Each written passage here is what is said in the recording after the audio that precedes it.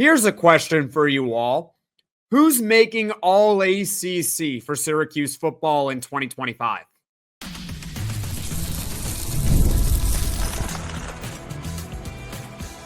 You are Locked On Syracuse, your daily podcast on the Syracuse Orange. Part of the Locked On Podcast Network, your team every day.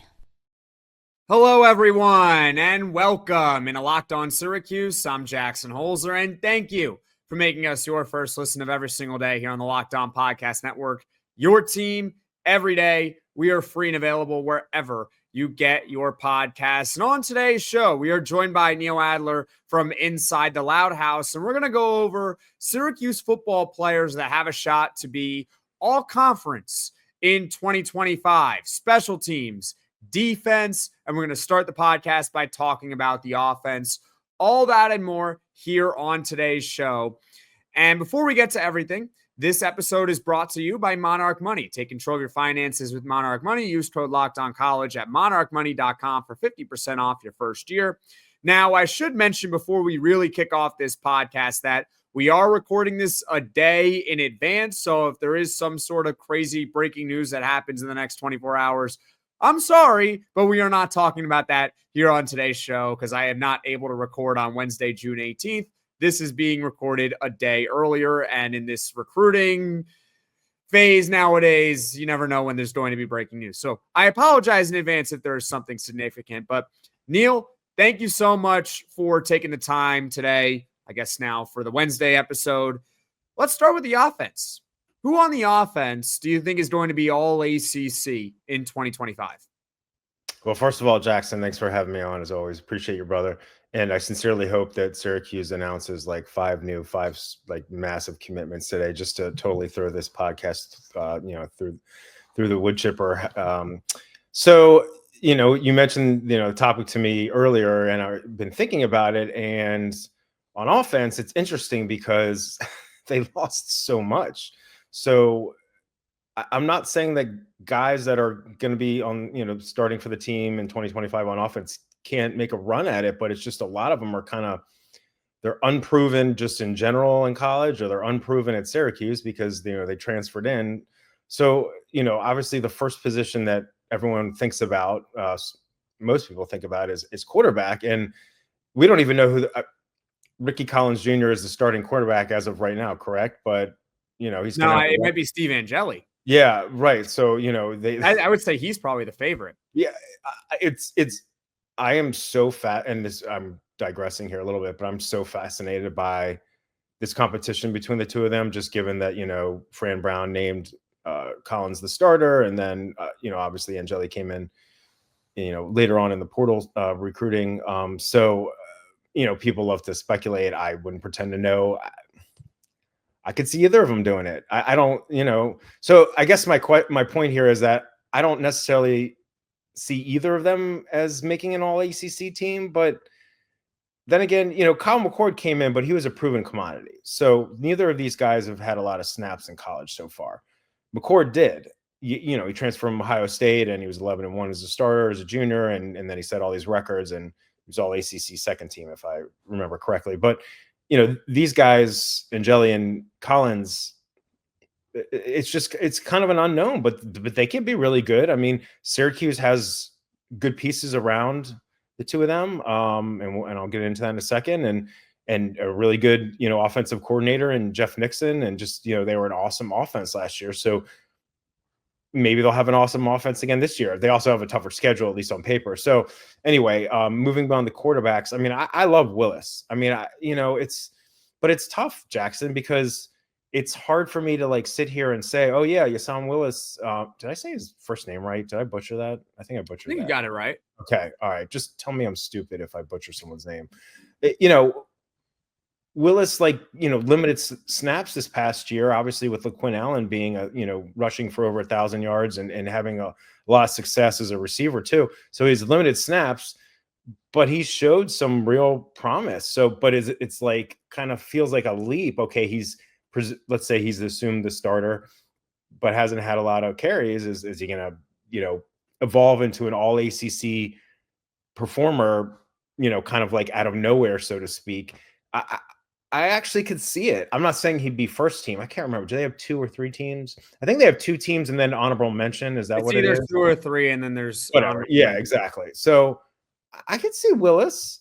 The wide receiver position is interesting as well because they've got some returning talent, but they also obviously lost some guys. I mean, obviously everyone knows about Trevor Pena and Gadsden went to the pros.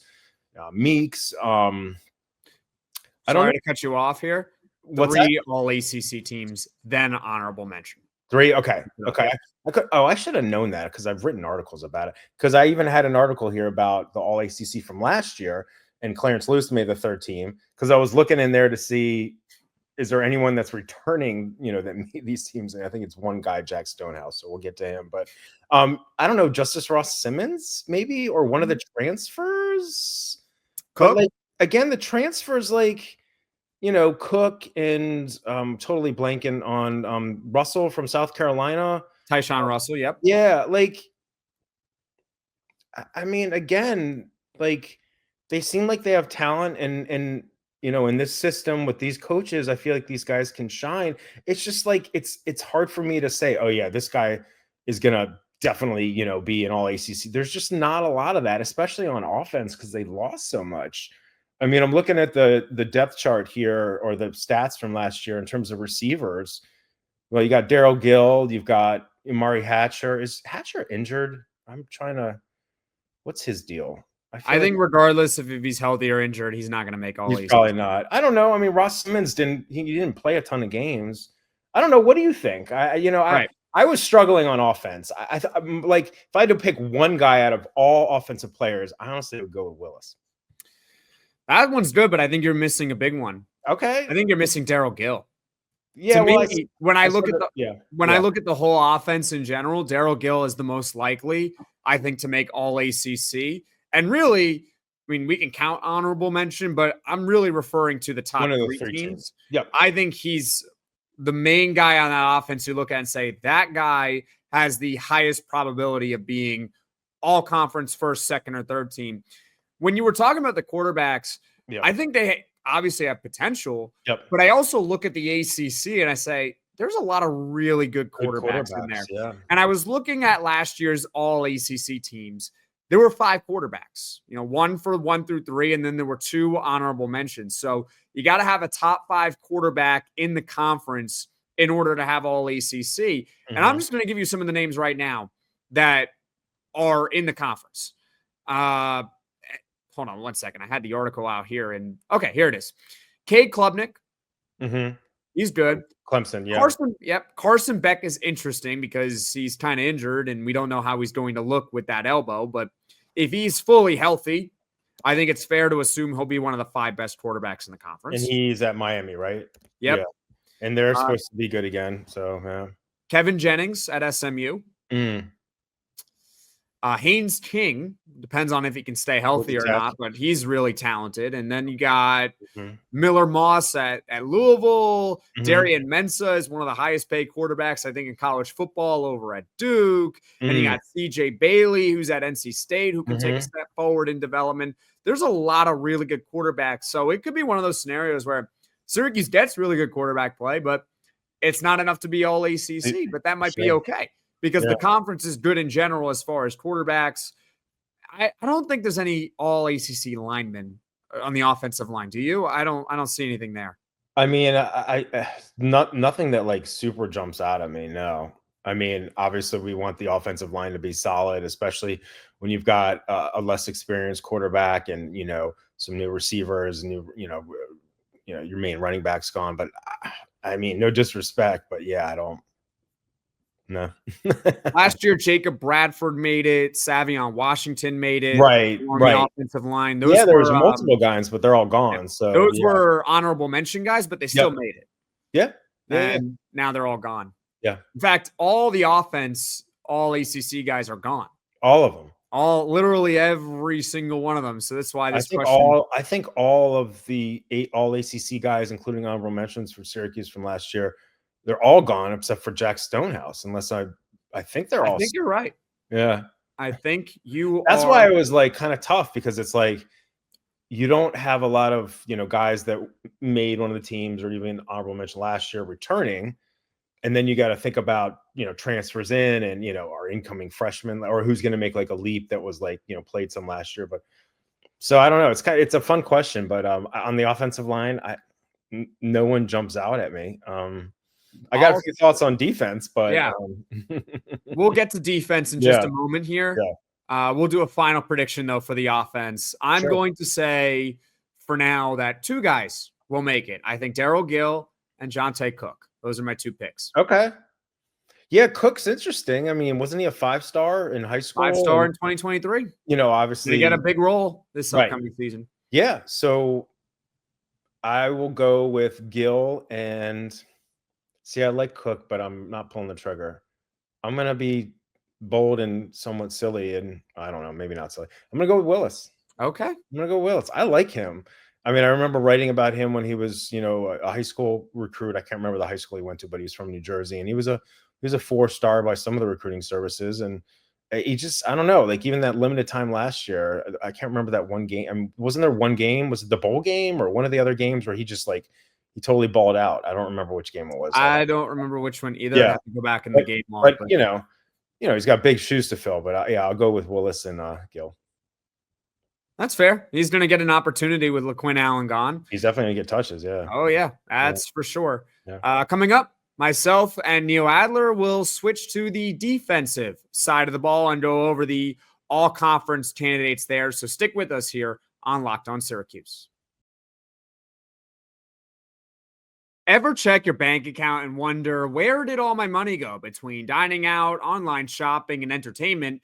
It's easy to lose track, but that's where Monarch Money comes in, your personal CFO giving you full visibility and control over your finances. Monarch Money isn't just a budgeting app. It's a complete financial command center. You can track all your accounts, investments, and spending in one place. So you stop just managing your money and you start building wealth. Instead of juggling multiple apps, you can use Monarch to check your finances, track spending, and even plan long-term goals. Take control of your finances with Monarch Money. Use code LOCKEDONCollege at monarchmoney.com for 50% off your first year. That's monarchmoney.com/LockedOnCollege. Code LOCKEDONCollege for half off your first year. This is Locked On Syracuse. I'm Jackson Holzer, and we are joined by Neil Adler from Inside the Loud House, and we're going over possible players who could be All-ACC for Syracuse football in 2025. On the previous segment, we talked about some offensive players. I went with Darrell Gill and Johntay Cook. Keep in mind, it's not limited to just 2 players. You can pick more than that, less than that. But I went with 2 guys for now that I would say are All-ACC on the offense.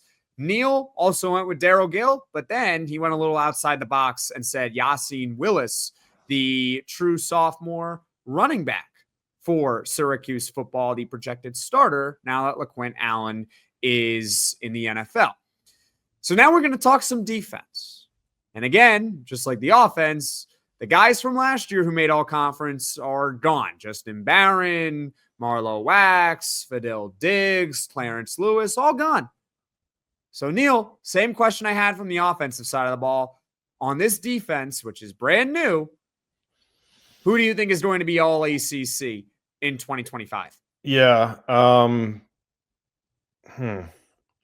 Well, 3 guys that when I first started kind of thinking about this morning or yesterday morning, I don't know, what day are we?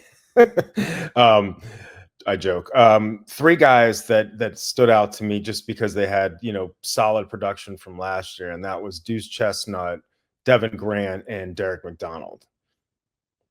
The secondary, I've certainly read a lot of stuff, from people that have more expertise than I do about the ACC or on a national level. And they talk about Syracuse's secondary getting a huge makeover just in terms of, guys, exhausting their eligibility and or transferring out. But those 3 guys, I mean, McDonald is going to be one of the starting linebackers. And, he was, let's see, 1, 2, 3 tied for, I'm looking on ESPN. So hopefully the stats are Correct. It looked like McDonald and Grant were tied for total tackles, and I know Grant had a couple of pass blocks and at least one pick.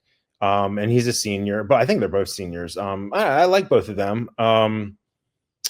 Duce, kind of have a love-hate relationship with Duce. Not like personally, like just I feel like he's got some serious skills, like on the one hand, but on the other hand, like he drives me a little bit nuts. Just in terms of like, I don't know, maybe missed tackles that in a particular game or whatever. Just, and I'm not like picking on him, because the whole defense was kind of up and down last year. But I mean, I think he's got skills. So those would be like my three initial guys. I mean, there's certainly, a ton of other guys that either are, returnees and or transfers. It's like hard for me to get it. Actually, another guy that I kind of am high on because he started to get some more run later in the year is Devion. I hope I'm pronouncing this right. Davion Kerr. Yeah.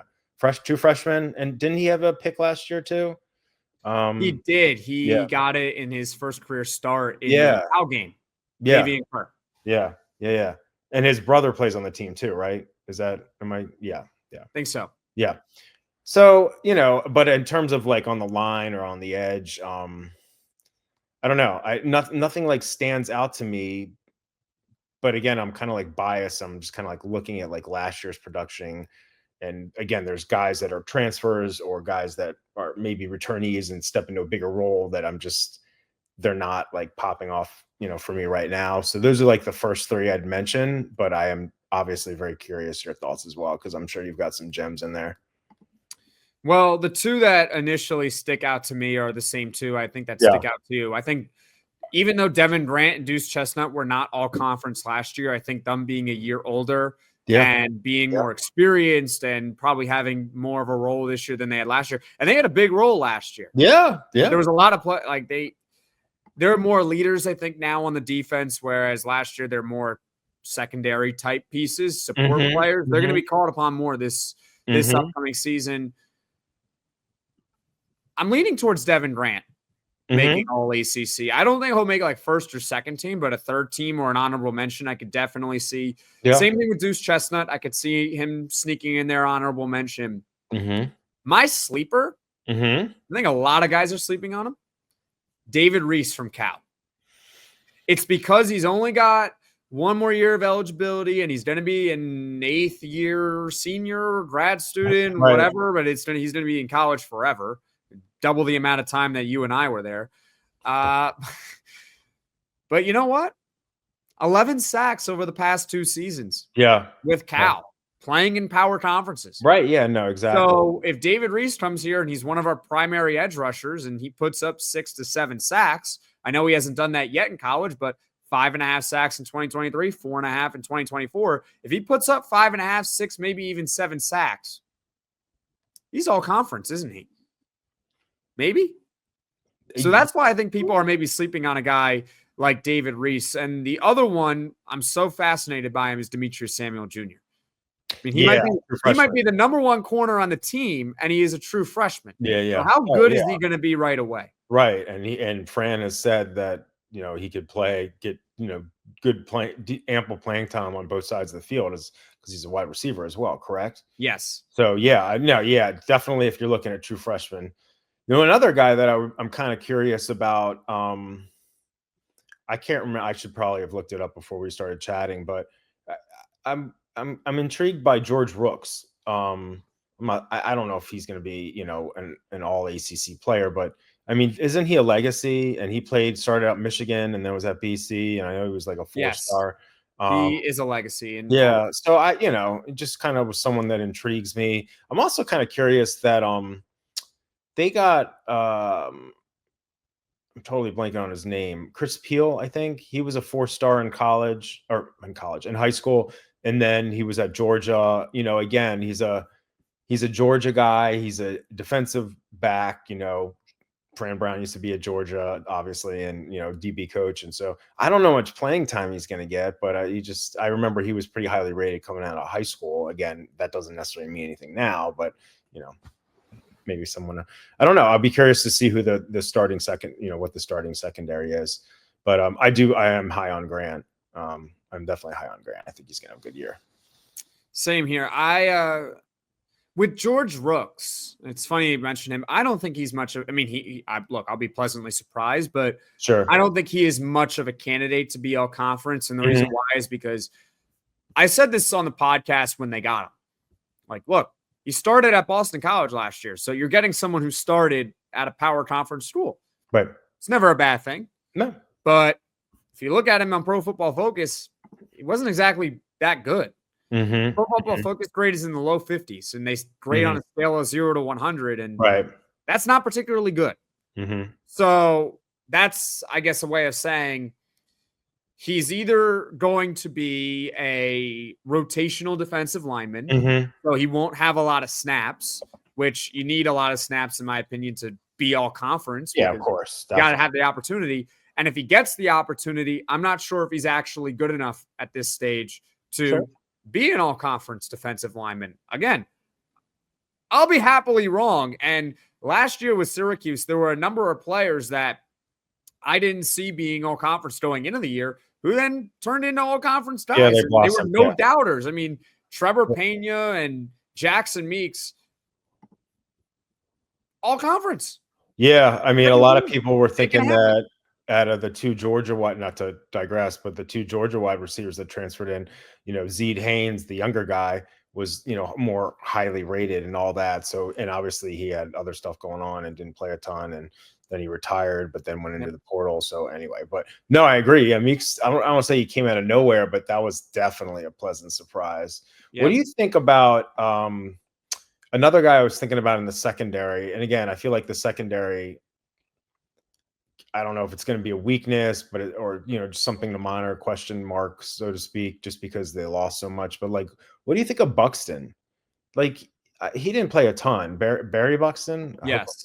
Geez, that'd be embarrassing if I got his name wrong.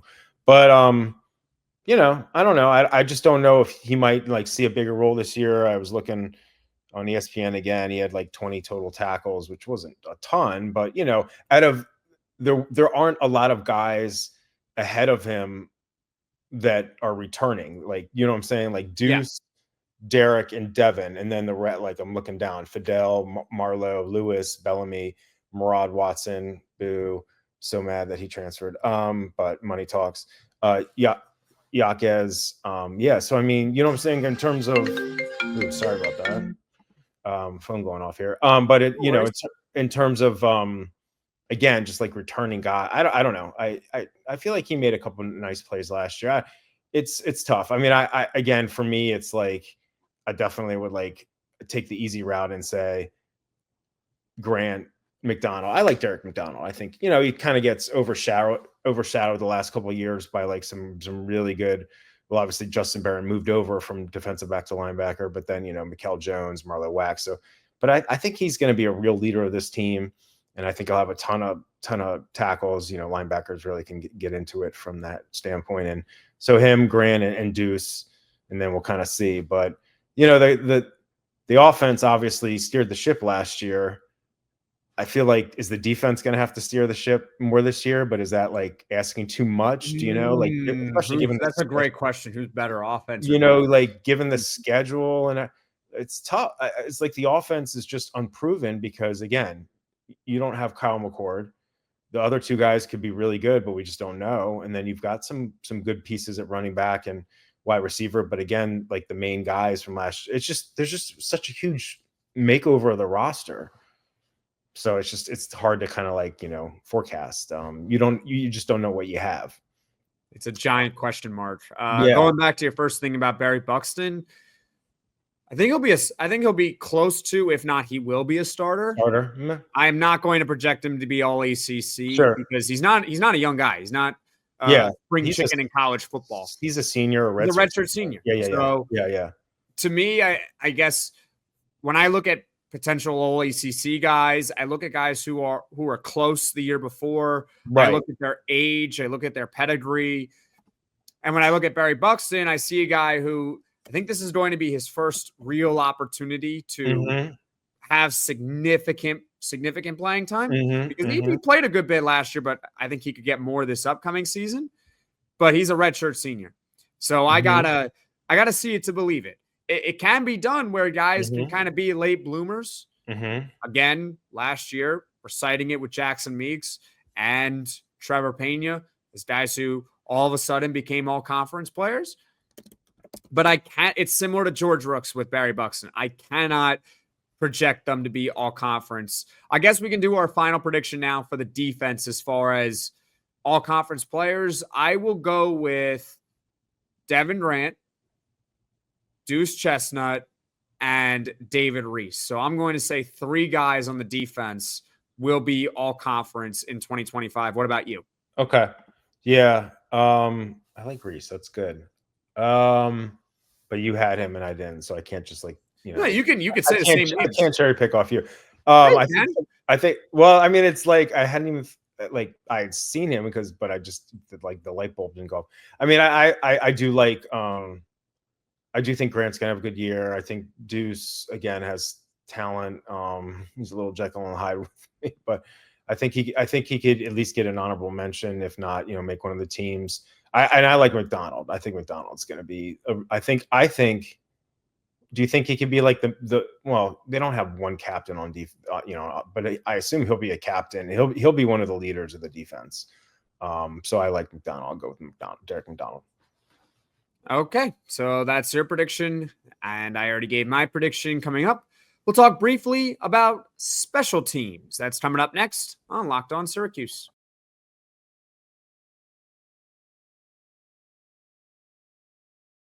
This is Locked On Syracuse. I'm Jackson Holzer. We're joined by Neil Adler from Inside the Loud House. All-ACC candidates for Syracuse football in 2025. We've done the offense. We've done the defense.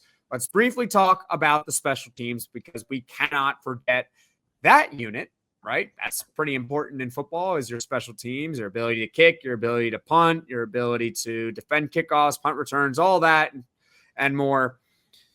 I see one guy. One special teams candidate, Neil. I'm going Jack Stonehouse, the punter. Yeah, of course. He's been a 2-time all-conference punter for Syracuse. And, the other day, the Orange got the #1 punter in the nation in Jimmy Dregg. So we're going to go from Jack Stonehouse to Jimmy Dregg. Well, all of a sudden, we're punter you. Right. Yeah.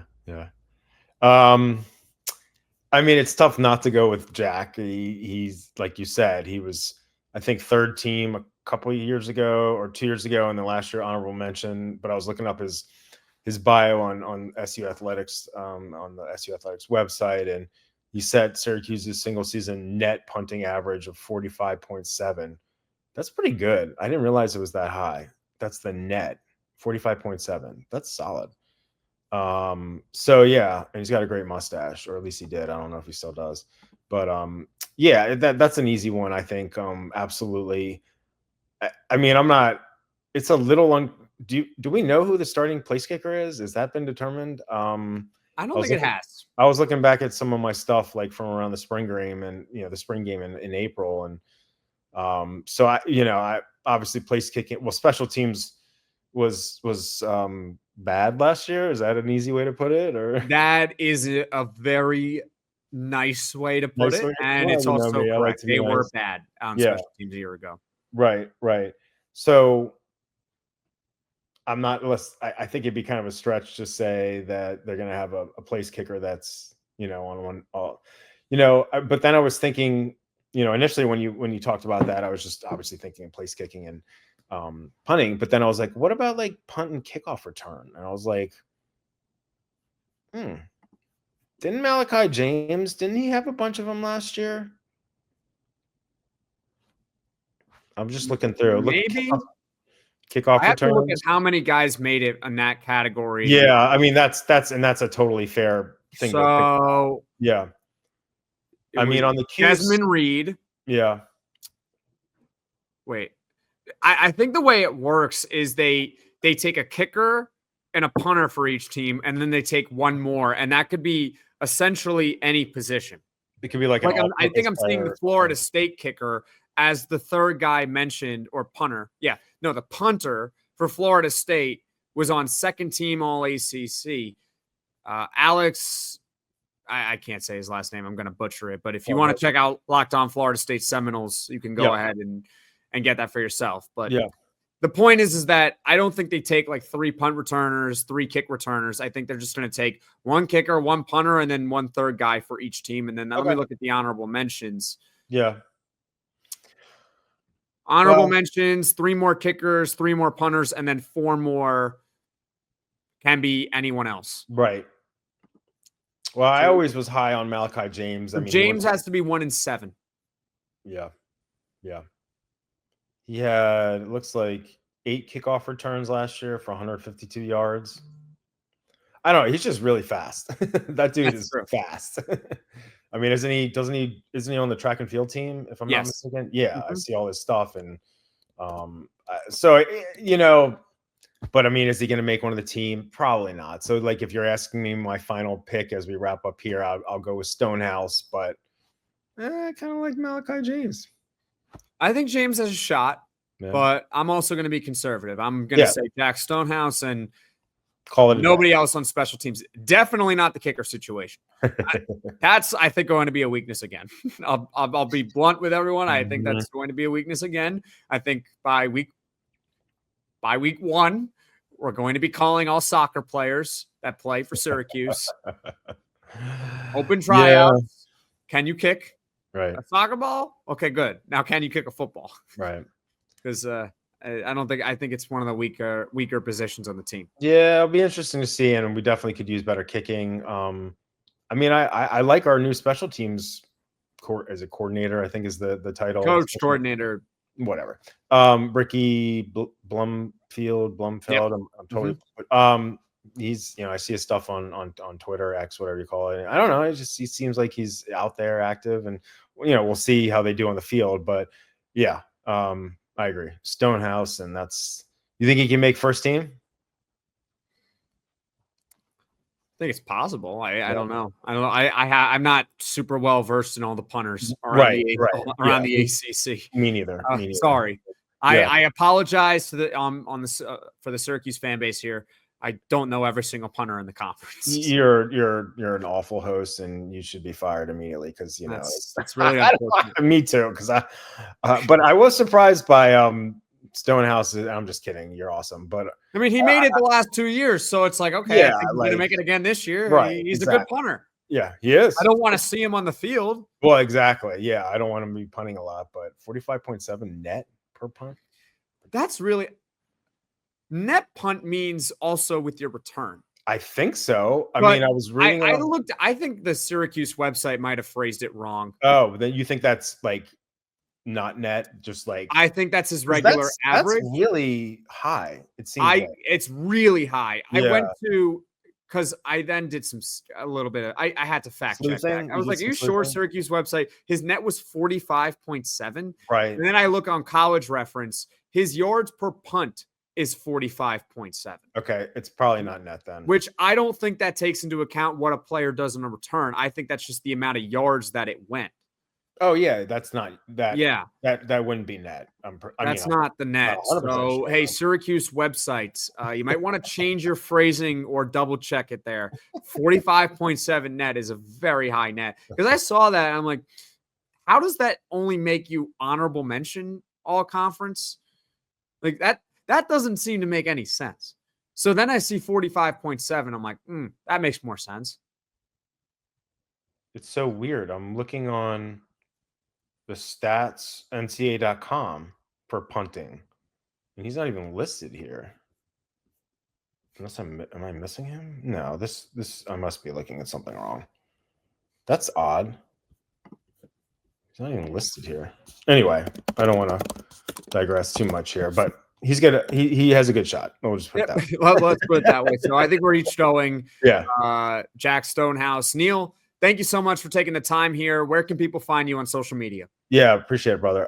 So I'm personally at Damn Twin, and inside the Loud House is Loud House FS on X. Awesome. Take care, Neil. Thank you, brother. Thank you for making Locked On Syracuse your first listen today. And for your second listen, Be sure to check out the new Locked On Portal show with football recruiting expert Brian Smith, who's got the latest rumors and signings each and every day. The most informed fan on the rapid changes to the college football landscape. Find the Portal podcast on YouTube or wherever you get your podcasts. Folks, thank you all so much for watching. Thank you all so much for listening. If you like this podcast, be sure to hit that like button. If you really enjoy the podcast, be sure to hit subscribe.